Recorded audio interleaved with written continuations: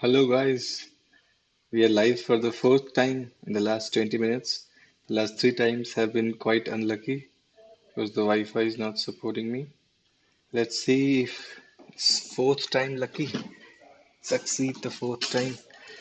So, what is the agenda today? Well, we are going to study a book together called Shape Up. Before that, I'll just like to confirm if the stream is live, the audio is working fine. Before that, I'll just like to nice. Yes, yes, we are good to go. Okay, so this is a book called Shape Up. So a disclaimer here, this is not a like smart summary or a gist of insights from this book. This is just the first raw reading of the book along with you guys. So a new approach, a fresh approach at product development, at shipping software has come out of a company called Basecamp, and the guy Rand Singer from the same company has penned down this fresh approach in his book. We'll find out what the approach is, which they have named as Shape Up.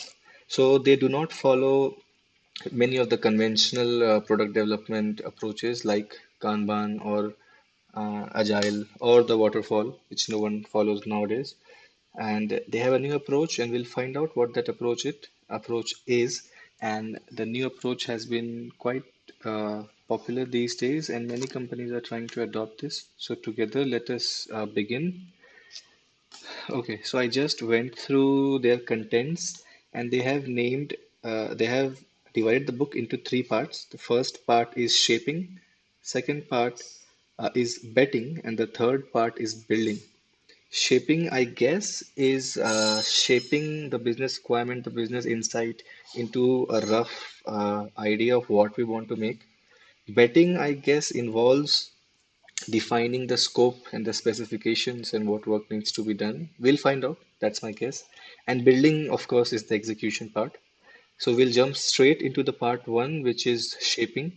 And this is part one, shaping, and let us try and read it through.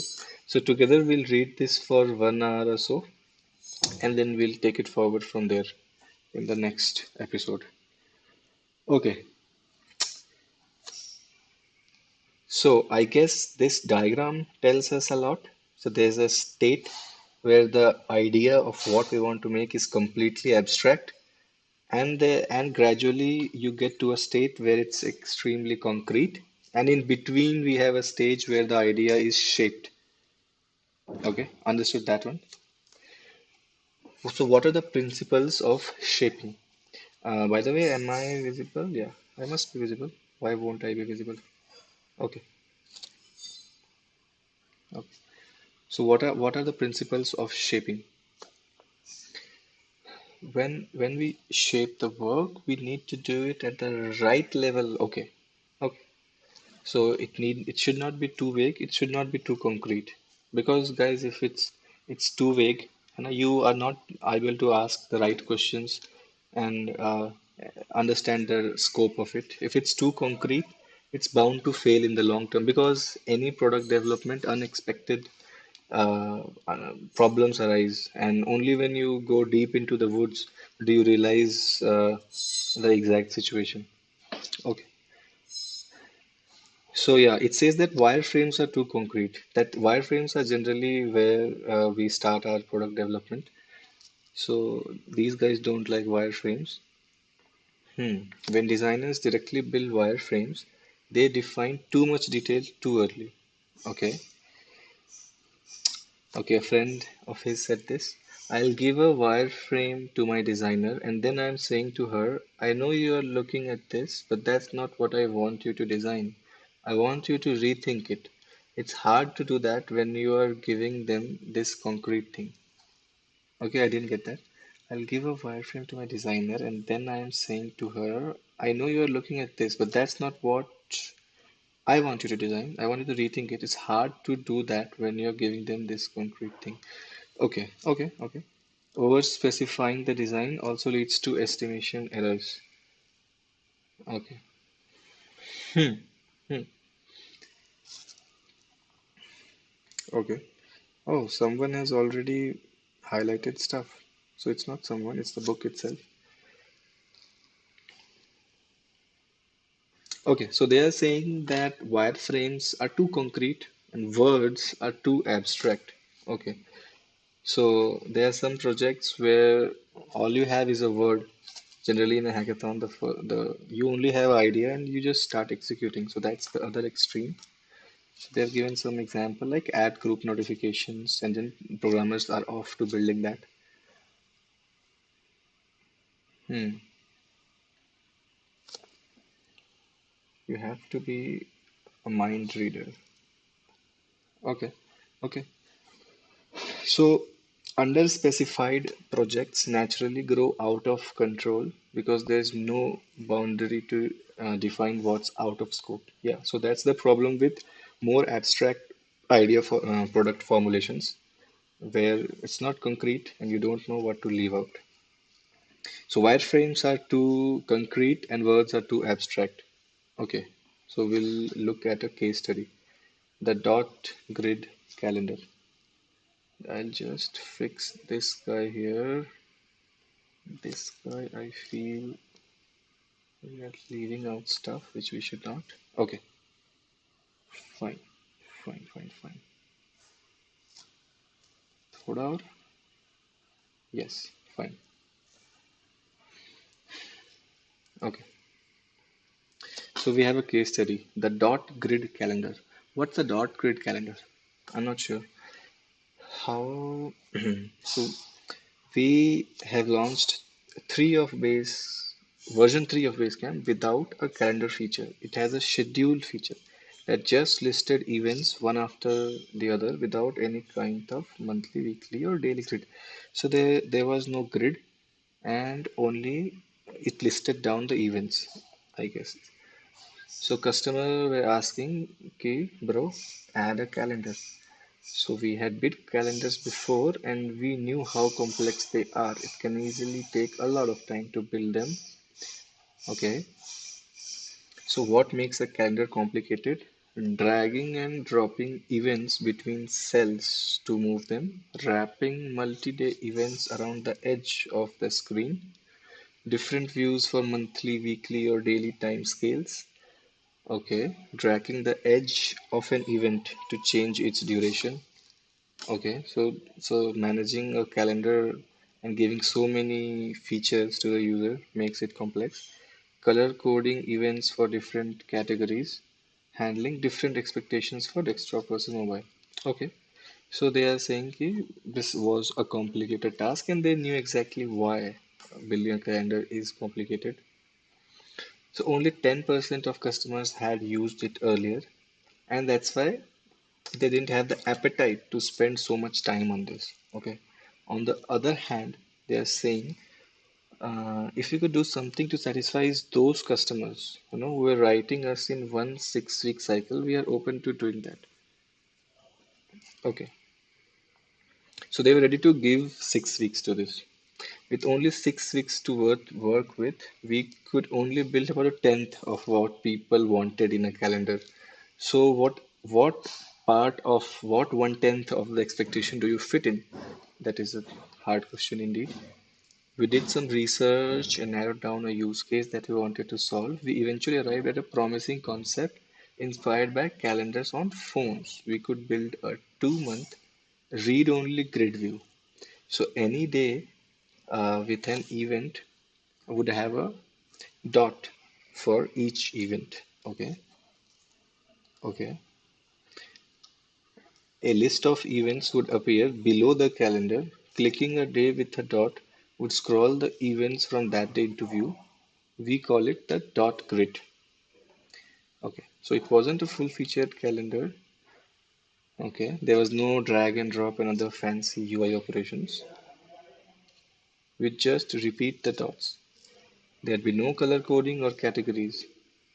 Okay, so this is how they have narrowed down the uh, product of calendar.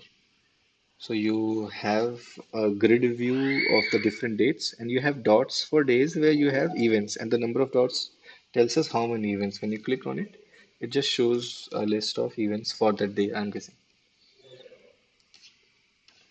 Hmm. So it's telling that the sketch is really rough and a lot of details are not there. So there's enough room for the designer to come in and build this stuff. And also it's the scope is quite defined, what you want to leave out and how you want to. So this is a very good example of what a shaped up idea is. Okay. So at the end of the project, this was how the calendar looked. Okay. So you have a very simple old-fashioned calendar, dots, you click on them and you go to that date. Okay, makes sense. So what does this example tells us? It tells us it's rough. Okay, at the shaping stage, the work has to be rough. Okay, it cannot be too finely detailed or so designers and programmers need room to apply their own judgment and expertise to discover all the real trade-offs that would emerge. Okay. Second property is that it's solved. Despite being rough and unfinished, shaped work has been thought through. Okay. All the main elements are there, and okay.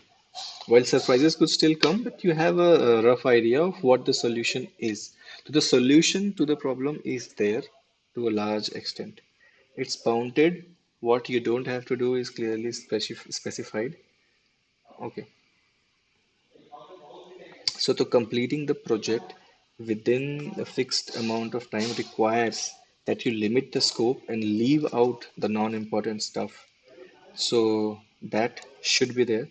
That has to be there. Okay. So the three properties were that it's rough and it's solved and it's bounded. So you are clearly telling that this is what we are making. You're not, you are proposing a solution that will have these things and it will cater to these needs, but still everything is rough and it's not written in stone yet. Okay, so who does the shaping up? So shaping is creative and integrative. Okay, it requires combining interface ideas, technical possibilities, business priorities. So I see that the business guy, the design guy, and the developer guy, these three guys, these three minds have to work together on this. So either you need the skills as a generalist or you need collaboration. So it's primarily a design work. Okay. So it's an interaction design viewed from the user's perspective. It defines what the feature does, how it works, where it fits into existing flows. So, okay, it's not a tech solution or technical document that you are writing, that this is the exact way we would execute this. This is more from the point of view of the user, that this would be the flow. And yeah, so guys, just give me a second.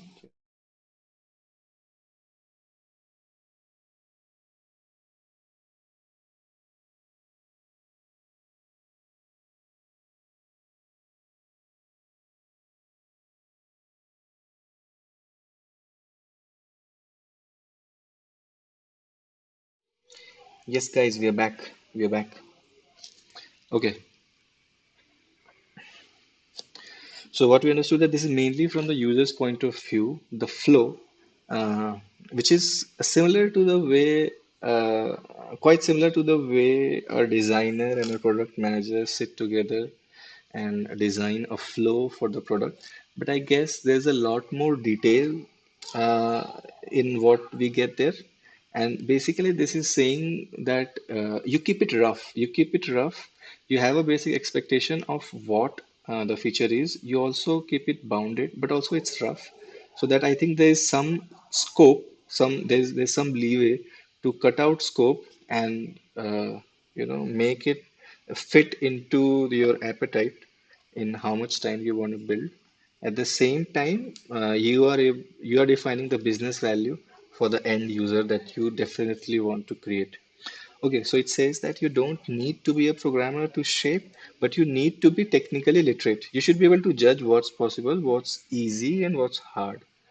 Okay, So it's also strategic work. Setting the appetite and coming with a solution requires you to be critical about the problem.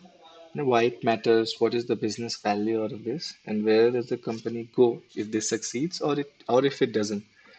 So you might be alone sketching on a paper in front of a white close collaborator. Okay. So it's a closed door creative process, which means that you have a fewer set of minds brainstorming on the idea. Oh, is the internet even working? Wait, is the internet working, guys? Let me just check the speed. Is it working? It seems to be working. Internet seems to be fine. Yeah, I guess there was some lag in between, but now it's fine. Now it should be fine.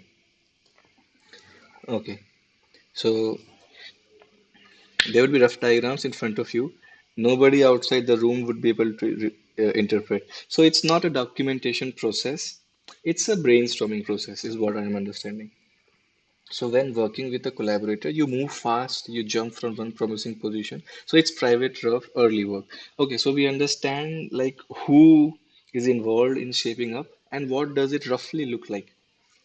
Two tracks, okay? You can't really schedule shaping work because by its very nature, it's unknown work. Okay, shaping up itself is unknown work. So for that reason, we have two separate tracks. One is a shaping track and one is a building track. So during any 6 week cycles, the team are building work that's been previously shaped, and the shapers are working on what the teams might potentially build in a future cycle. Okay, so work on the shaping track is kept private and not shared with the wider team until the commitment has been made to bet on it. That gives shapers the option to put on this. Okay. Okay. So I think this is followed commonly as well, that you have this design track and you have this building track. But yeah, the way of thinking about the designing part, I think is quite different here, and we'll find out other more details. So what have we learned so far? Okay. Okay, shaping as we can see. So there are principles of shaping. So I guess we are still inside principles of, yeah, we are at the very end of principles of shaping. Let's finish this part and then we'll try to summarize what we have learned. Steps, what are the different steps to shaping? So there are four main steps. First, you set boundaries. Okay, figure out how much time the raw idea is worth. How much is it worth? And how to define the problem. That gives us the basic boundaries. Then rough out the elements. Okay. So you sketch a rough solution. So it has to be rough, not concrete wireframes. And the output of this step is an idea that solves the problem without the fine details. So you don't have the fine details, but you have a rough solution. Then you have addressed the risks and rabbit holes. We need to take a hard look at it to find out holes and unanswered questions. Okay. And then write the pitch. Once we think we have shaped it enough to potentially bet on it, we package it up into a formal write-up called a pitch. The pitch summarizes the problem, the constraints, the solution, the rabbit holes, the limitations. Okay. The pitch goes to the betting table for consideration. If the project gets chosen, the pitch can be reused at kickoff to explain the project to the team. Okay. First, so what I understand is first you have the raw idea. You understand how valuable is it? Is it even valuable? And what is the problem statement? What are you trying to solve? And then you get at a rough solution. Then you understand the risks and the edges. And then you write it down. Then you write down the problem, the solution, the risks, the edges.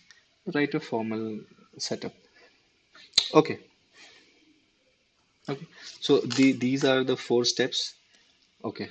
And what have we studied overall? Overall, we have studied about a few properties of a shaped up idea. Uh, how shaped up idea is different than a worded idea which is too abstract, and a wireframed idea which is too concrete. And then uh, its basic properties, that it's rough, but you have a solution. It has some kind of a boundary. Then we know who does it and roughly in what, how does it look like, how it's private and brainstormed and not really a formal process. And then we see the steps where actually the final step is to write a formal write-up, which will be placed at the betting table. We'll see what that is. Okay, so we have a rough idea of everything now. So I guess there are four steps, and we'll go step by step. So what are the four steps? Let me just write down the steps, okay, in my copy. So the first step is setting boundaries, right? And the second step was to have the rough solution. What are we calling it? We are calling it rough out the elements. I'm not sure about this.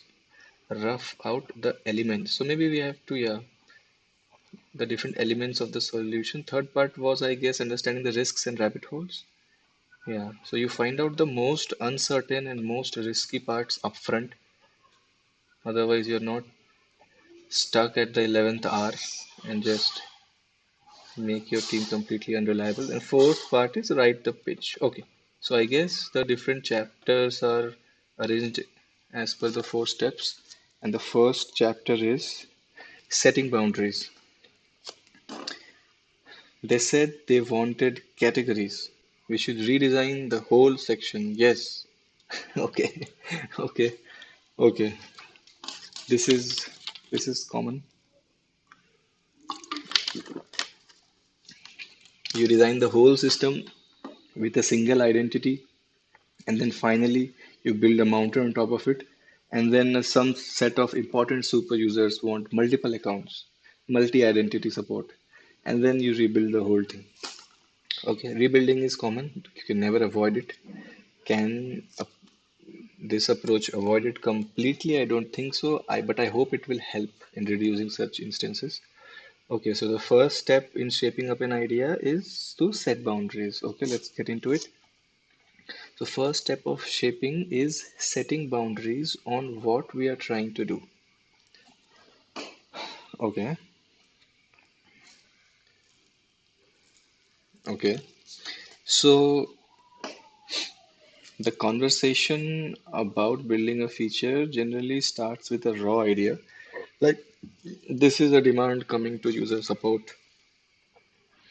So, so the it's saying that instead of immediately discussing how to solve it, there are some terms which. So I guess there are some terms which this company uses, and let's understand the terms. Setting the appetite. Okay. So idea gets us excited. Writer, yes, it often does. In that case, we need to temper the excitement by checking whether this is really something we are going to be able to invest time in or not. If we don't stop to think about how valuable the idea is, we can all jump too quickly to either committing resources or having long discussions about potential solutions that don't go nowhere. So this is very common. One idea strikes us, it appears very tempting, and we immediately jump on it. So yeah, always sleep on it is what I have been told. Other ideas are less exciting and feel more like a challenge we didn't ask for. The customer wants a calendar. We don't really want to build one, but we know it's kind of important. So, so whether we are chomping or we are reluctant, it helps to define how much time and attention the subject deserves. Okay, but is this easy to define such a thing? Okay. How much time will it take? Is it a minor tweak? So we call this appetite. Appetite is the time budget. Okay, so how much time are we ready to invest for this feature? Okay. So these guys set appetite in two sizes. Sorry guys. A small batch, big batch. Small batch is basically one designer, two programmers. Okay, where you can build the thing in 1 or 2 weeks. Okay, many such things are clubbed together. in a 6 week cycle. That is a small batch, and a big batch. Big batch is you're making a big feature. Small batch, you're making multiple small features, is what I understand. Mm, narrowing the. Okay, so they have a fixed 6 week appetite, is what I'm able to see. I don't know why fixing this is important, or fixing this is the main idea here. Okay, fixed time, variable scope. Okay, so they have answered my doubt. So you have fixed time and you have variable scope. Okay. So an appetite is completely different from an estimate. Okay, okay. So I personally am very bad at estimating the amount of time a particular feature or a product will take. But I know a lot of engineers who are as bad or even worse. So estimates is an issue. So estimates start with a design and end with a number. That is correct. We get a design handed down to us. We are told about all the flows and all the nitty-gritties of the design, and then we take some time to make a wild guess about what the bottlenecks could be and what are the different ways we can implement it. And then we figure out some time for research, some time for POC, and then we churn out a number. So we take a design and we churn out a number, right? Yeah. So we use appetite as a creative constraint on the design process. Okay, so the design is not wild. Design is not including thousands of complicated flows, but there is a constraint on the design process itself. So you first fix the appetite and then the design starts. This is what I understand. The principle called fixed time variable scope is key to successfully defining and shipping projects. Take this book for example. It's hard to ship a book when you can always add more, explain more, improve more, correct? When you have a deadline, all of a sudden you have to make decisions, you have to make trade-offs, you have to cut off things. Okay, I can choose between fixing typos or adding a new section. That's the tension between time, quality, and scope. I don't want to release a book with embarrassing typos, so I'll choose to reduce the scope by leaving out the extra section. Correct. Without the pressure of fixed deadline, I wouldn't make the trade-off. Correct, correct, correct, correct, correct. We'll skip a few lines. We apply this principle at each process from shaping to building and shipping. Okay.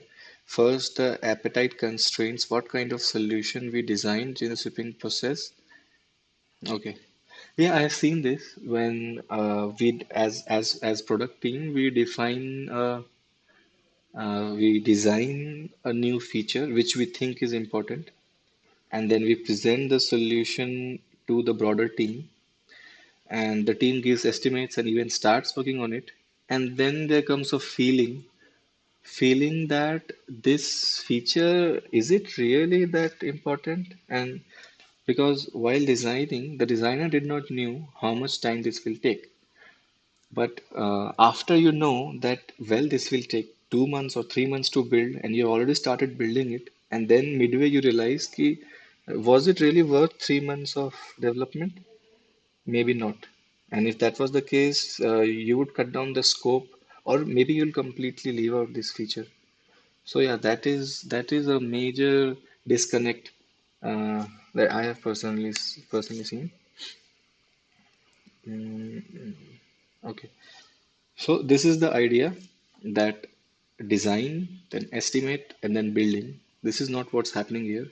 First, you find out its worth and set a very rough idea and its value, and then you set an appetite for this.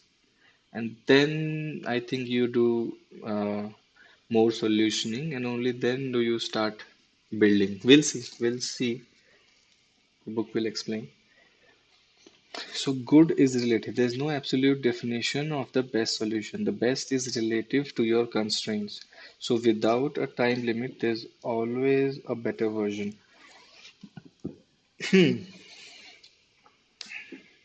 Correct. You don't always want the best solution. The amount of time we set for our appetite is going to lead us to different solutions. Okay. Got it. Got it. I think it's driving home the same idea with a lot of different analogies. We'll move ahead. Responding to raw ideas. Our default response to any idea, interesting, maybe someday. This is very common when some junior engineer or even some senior business guy comes up with an exciting idea, and then people say, "Yeah, very interesting," but it never gets picked up. Okay, so we give it space so we can learn whether it's really important and what it might entail. Okay, yeah, we have this concept of backlog, and then we put things in backlog and then we pick things up one by one. So they're saying there is no backlog here. Okay, it's too early to say yes or no on first contact. Okay, even if we are excited about it, we shouldn't make a commitment that we don't yet understand. We should not make a commitment that we don't yet understand. This is a life lesson, I must say, and not just about product development. We should never make a commitment that we don't understand yet. Okay, so we need to do work on the idea before it's shaped enough to bet resources on it. Okay, so you always shape an idea and then you move forward. You do not work on unshaped ideas. You do not say yes or no to unshaped ideas.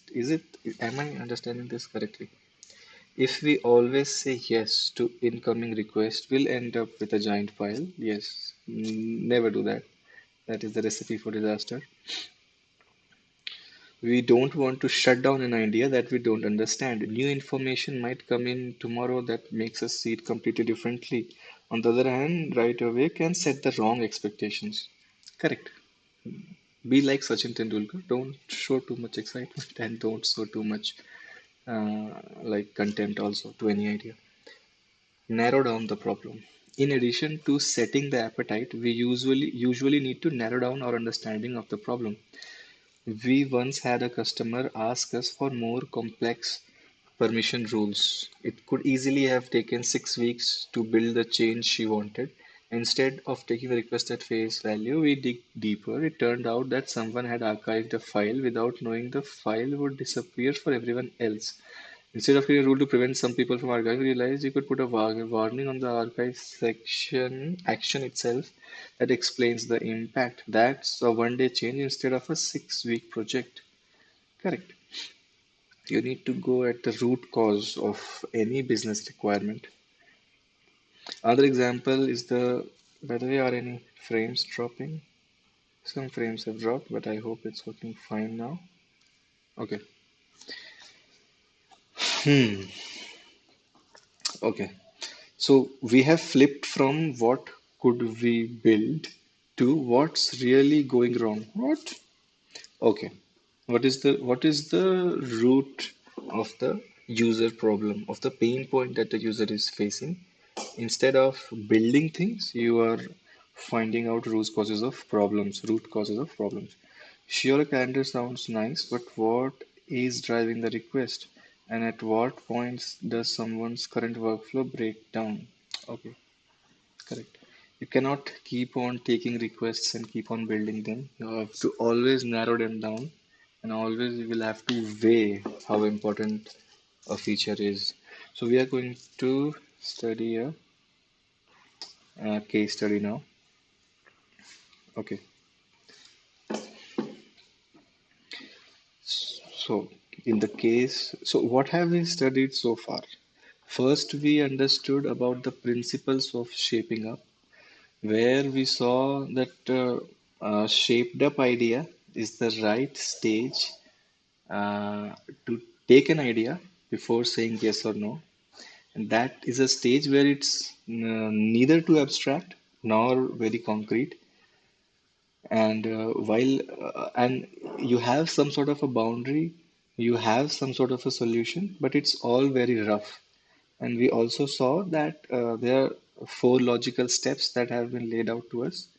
Whether in the first step you set boundaries, then maybe rough out the elements, we'll see what it means, understand the risks and the edges, and then write a formal pitch. Okay, so now we were studying the first step, which is the setting boundaries step. So here one thing that we understood is that we are fixing time. Generally, we had like a design, then you estimate, and then you build. Instead, you shape up idea and then you define the appetite. And then maybe you narrow it down and take it forward.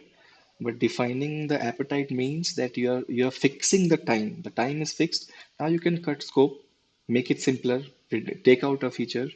But yeah, that is what we have understood till now. And now we have a case study.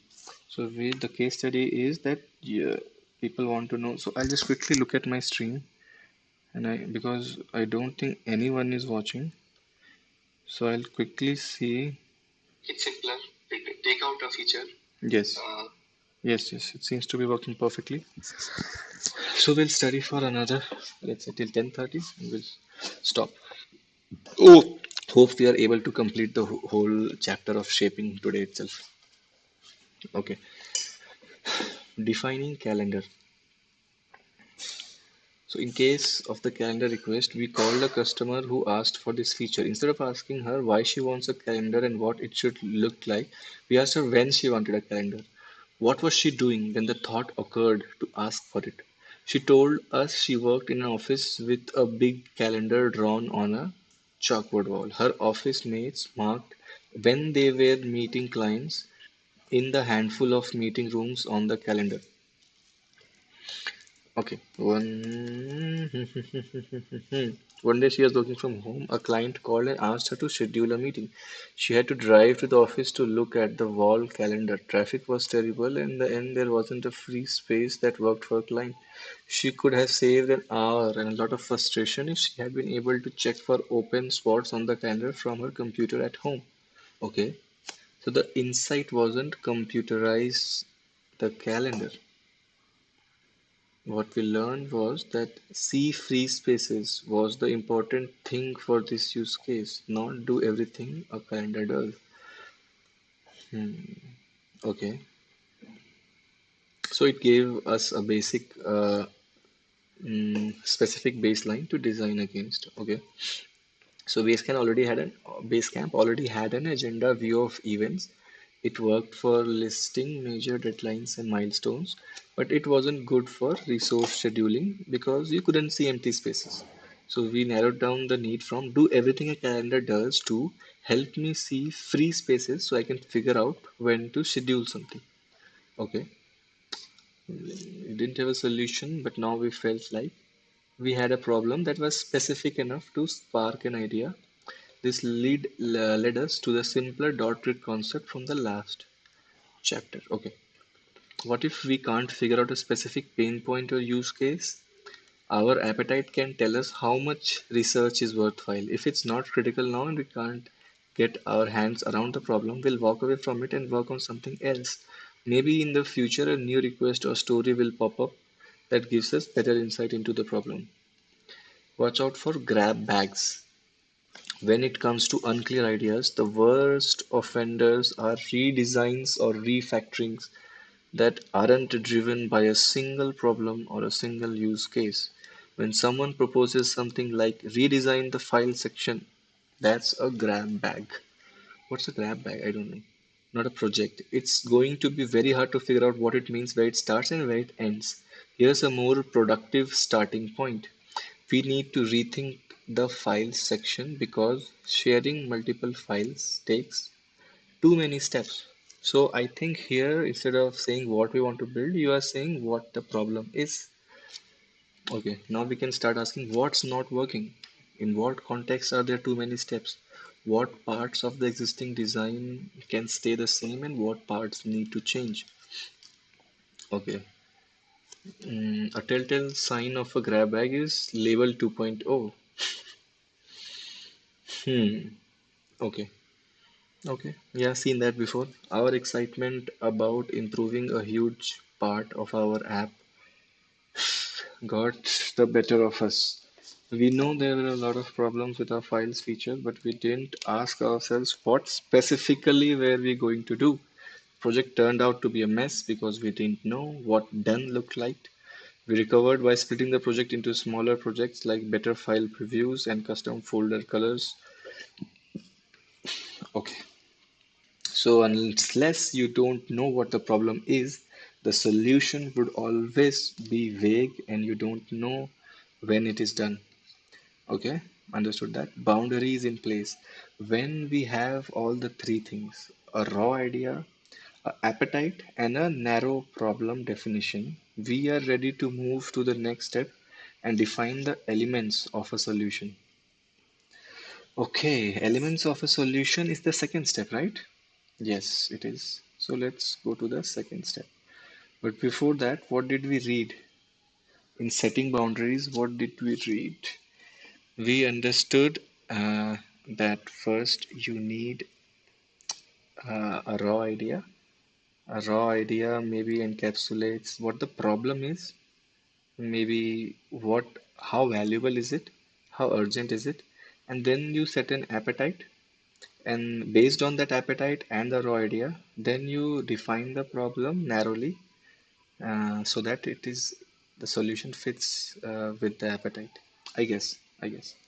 So this is what we learned that not to go after grab bags, uh, not to go after the perfect solution, but go with a good enough solution for this requirement in a limited time, but with variable scope. Okay, find the elements. Okay, here I guess we would be doing some brainstorming. So now that we have the constraints of the appetite and the problem we are solving, it's time to get from an idea in words to elements of a software solution. There could be dozens of ways to solve a particular problem. So it's important that we can move fast and cover a lot of different ideas without getting dragged down. Move at the right speed. Two things enable us to move at the right speed at this stage. First, we need to have the right people in the room. They're working alone or with trusted partner who can keep pace with us. Someone we can speak with in shorthand who has the same background knowledge and who can be frank with us. Okay. We need to avoid the wrong level of details and sketches. If we start with wireframes or visual layouts, we'll get stuck. The challenge here is to be concrete enough to make progress without getting dragged down by finer details. Okay, so the questions we are trying to so where are we right now? I guess we are already done with the raw idea, setting the appetite, and then narrowing down the problem statement. And now we have come to finding the elements part. Okay, so this is the solutioning part. Okay, solutioning or the designing part, I guess. So, what are the questions we are trying to answer? So, where in the current system does the new thing fit? Okay. How do you get to it? Okay. What are the key components or interactions? Okay. Where does it take you? Okay. So, these are not straightforward questions. Let us try to understand them. To stay on the right level of detail and capture our thoughts as they come, we work by hand using a couple of prototyping techniques, breadboarding and fat marker sketches. These allow us to quickly draw different versions of entire flows so we can debate the pros and cons of each approach. Okay. I did not really get these questions completely. So, where in the current system does the new thing fit? This is an obvious question and something we should definitely think about. How do you get to it? Maybe this is from the point of view of a user. What are the key components of interaction? This is obvious. Where does it take you? Not quite so obvious to me. We'll see.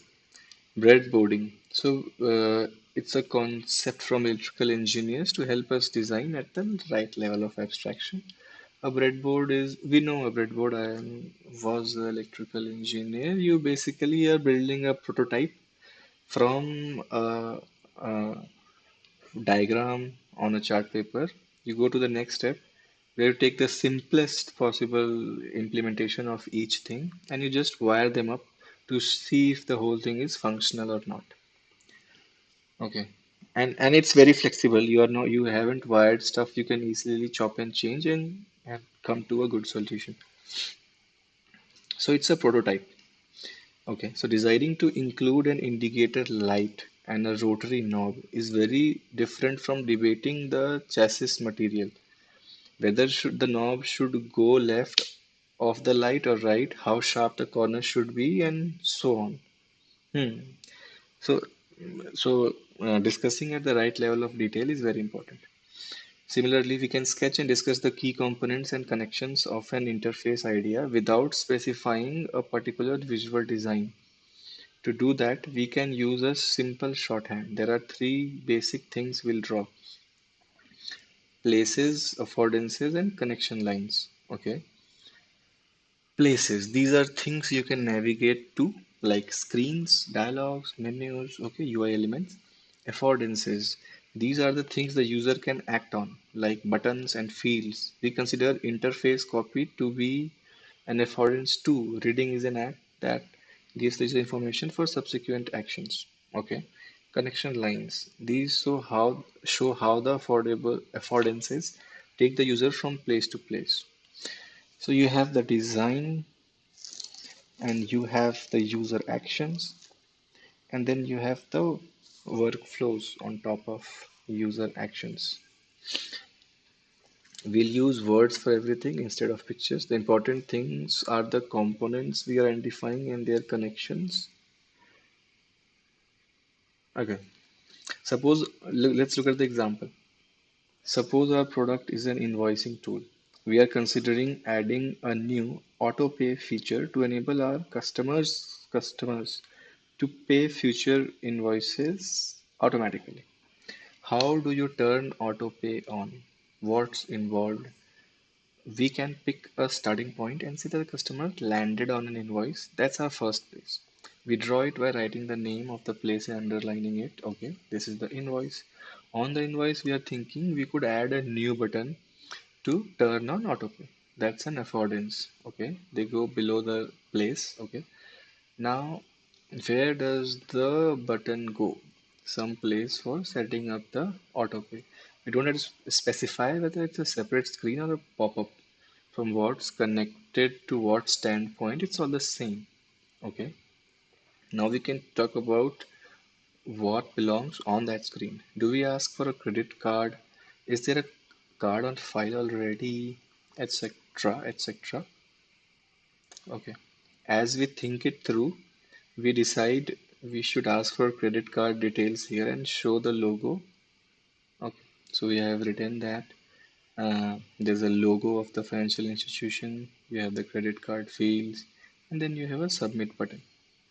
Okay, straightforward enough, but wait, did we actually pay the original invoice or not? Now we have both functional and interface questions. What does enabling autopay actually do? Does it apply only for the future, or does paying with autopay the first time also pay the current invoice? And how do we explain and where do we explain this behavior?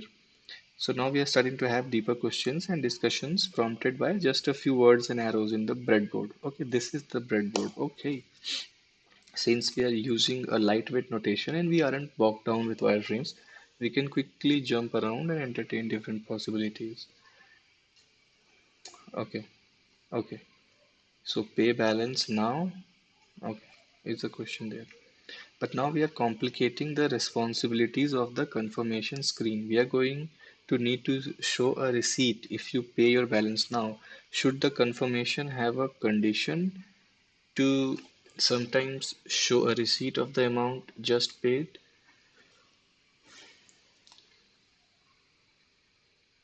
Okay.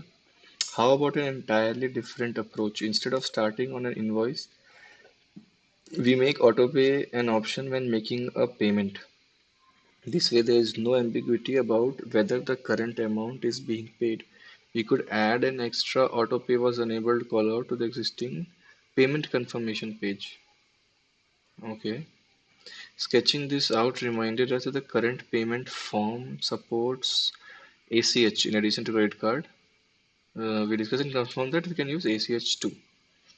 What about ACH क्या होता है दोस्तों? What about after autopay is enabled? How does the customer turn it off?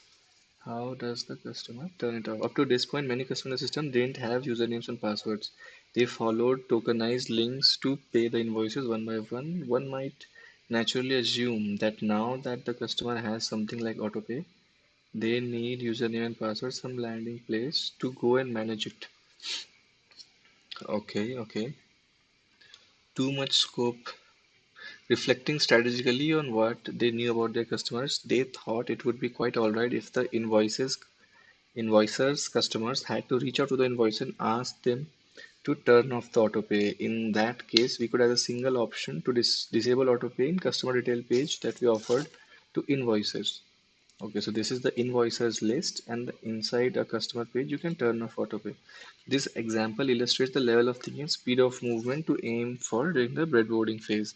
Writing out the flows confronts us with questions we didn't originally think of, and it makes us make important decisions. Once we get to the place where we play through the use case and the flow seems like a fit, we have got the elements we need to move on to start defining the project more clearly. We are getting more concrete while still leaving out a huge amount of detail. Okay, fat marker sketches. What are fat marker sketches? Sometimes. So this is the breadboarding, I think, is just the words and arrows part. Fat marker sketches would be more visual. Sometimes the idea we have in mind is a visual one. Okay, breadboarding would just miss the point because the 2D arrangement of elements is the fundamental problem. In that case, we don't want to waste time on wireframes. Instead, we use fat marker sketch. Broad strokes that adding detail is difficult or impossible. Okay, okay, okay. So this is a UI problem which you could only explain using some visual representation rather than just breadboarding. Okay, okay, we are going to skip this one. Elements are the output. In the case of the autopay example, we ended up with some clear elements. Okay, so guys, where are we? 50 minutes down the line. We'll maybe wrap up this subtopic and then we'll end the stream. Take it forward the next time from here. So elements are the output. In the case of the auto pay example, we ended up with some clear elements. A new use this to auto pay checkbox on already pay screen. Disable auto pay on the invoicer side. Okay, for the to do project, there was loose to dos above the first group and group to dos below the loose to dos. Okay, okay, okay. Hmm.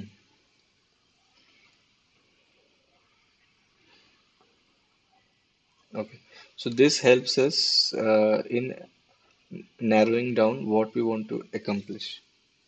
Okay, so this is like finding the elements. So finding the elements was basically you are writing down the flow, like what is your main, what are the different locations, as they have said, locations or places. These are pages, and how does it begin? How does it flow? And where do we finally get? Also, there's a lot of room for designers. You don't have to say, I know I drew it like this, but ignore that, regardless of what you say. Any specific mockups are going to bias what other people do after you. So they'll literally take every detail. Okay. So working at the right level of abstraction ensures that there is a clear communication about what exactly we want to build without having unnecessary details, which a designer should come up with. Okay. I guess that is what it is saying. It not deliverable yet.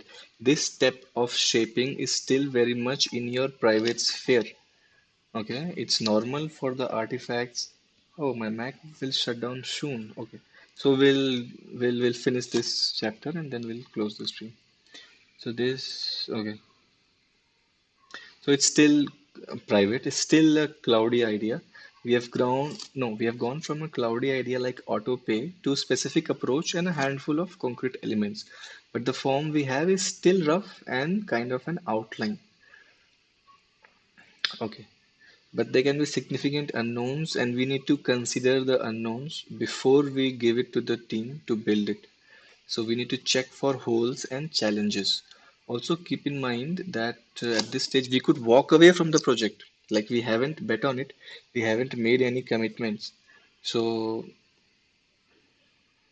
so we have gotten closer to a good option that we can later lobby for when it's time to allocate resources. So you have a shaped up idea. Is this the shaped up idea? No, it's not. We are there somewhere. We have a rough solution. We had a raw idea. We understood the appetite. We narrowed down the problem. Now we have a rough solution. So at this stage, you can keep it in the back burner and maybe pick it up later. Okay, so so what we have done till now is we have set boundaries and we have found out the elements either through breadboarding or through fat marker sketches. And we have a rough solution in front of us. Next, we want to do is understand the risks, understand the uncertainties and the edges, and then only write a formal pitch. So we'll take these up later on and we'll close the stream today. Okay, Tata guys, I hope this reading was useful. You also understood some new things with me because all of us involved in software delivery, whether we are engineers or designers or business people, we have been running in circles. We have been building the same features again and again. We have not been able to ship out important features in time. It always gets delayed. And I think understanding this fresh approach can help us, hopefully, help us go away happily after a product or a feature is done. Okay, then, on that note, we'll end the stream and we'll take it from here next time. Okay, sayonara. Bye bye, guys.